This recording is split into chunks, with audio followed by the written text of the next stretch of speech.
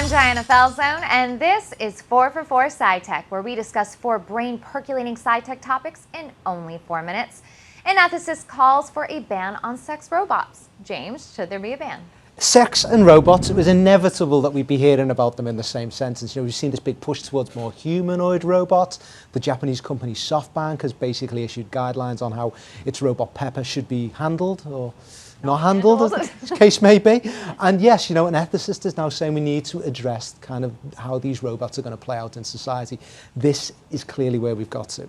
I'm not here to judge anybody's personal choices in life, but I will tell you as a tech expert, the last thing we want to do is give these sex robots artificial intelligence. That is a bad idea. They are becoming more and more sophisticated, and we should all be scared, period. Think about the positive implications of sex and robots, though. What if you are not good at being social and these kind of help you get reacclimated into society?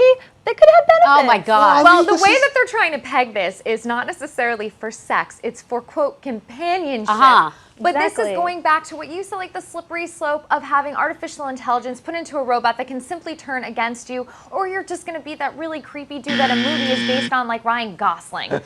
Everybody judged him. Facebook is in the process of creating a dislike button. Do you like or dislike this, Jen? I like it. Plus up.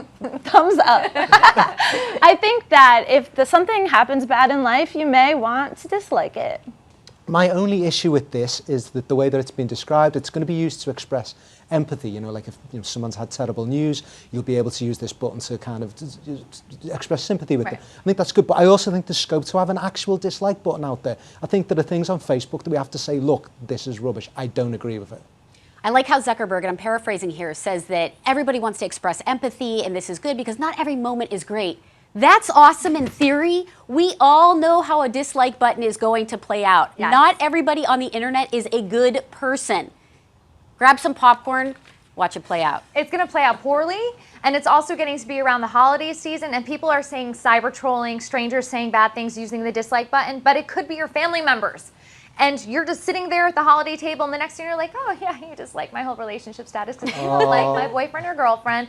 Or maybe, like you said before, tuna casserole. A medieval skeleton discovered in a tree suffered a violent death, according to experts. James, what does this finding really reveal? The mystery is solved. The strange skeleton that was caught in the roots of an sleepless Irish nights. tree. It looked so crazy. But yeah, you know, the skeleton's been dated to 900 years old. The tree was planted 215 years ago. And yeah, archaeologists have discovered that this poor guy suffered a very, very violent death. You know, I believe archaeology is all about answers, and now we have an answer to this one. Who cares how he died? Unless it's Caesar or some king or pharaoh. I just do not care that this guy got You don't care stabbed. about the common man, Jen. All lives are valuable.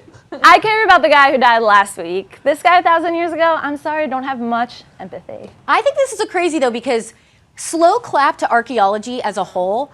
I couldn't tell if the milk in my fridge was still good the other day. This guy had died in 1030 AD or 1200 AD, and they have pinpointed that he was 17 to 20 years old. That's amazing, and we're still not impressed. And we're not impressed. And we can look at this person as an artifact. So even the common man has history within him and might have a wealth of knowledge to be discovered. So that's a positive spin on something that most of us care less about.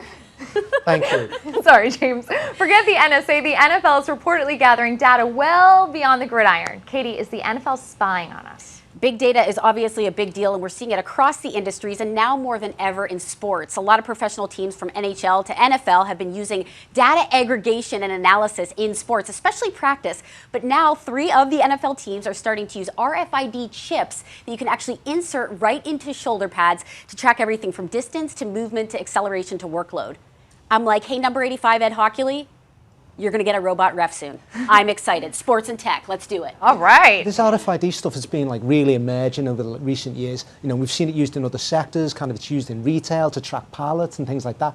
But what about if kind of we get some employers who are putting RFID tags on their employees? Right. I mean, that's kind of like a scary prospect. So I'm a little worried about this technology too. I think one really cool thing about it, as you mentioned earlier, is what if we start betting with it, right? Hey, I won fantasy football once, and I'm not very skilled. Imagine if I had this technology, I'd be blowing all the boys away. But when it comes to fantasy football, this could be an excellent way of winning and crushing your competition because you're going to know everything about your player. Now you know what we think. Tell us what you think on Twitter with the hashtag 444SciTech, and we will see you there.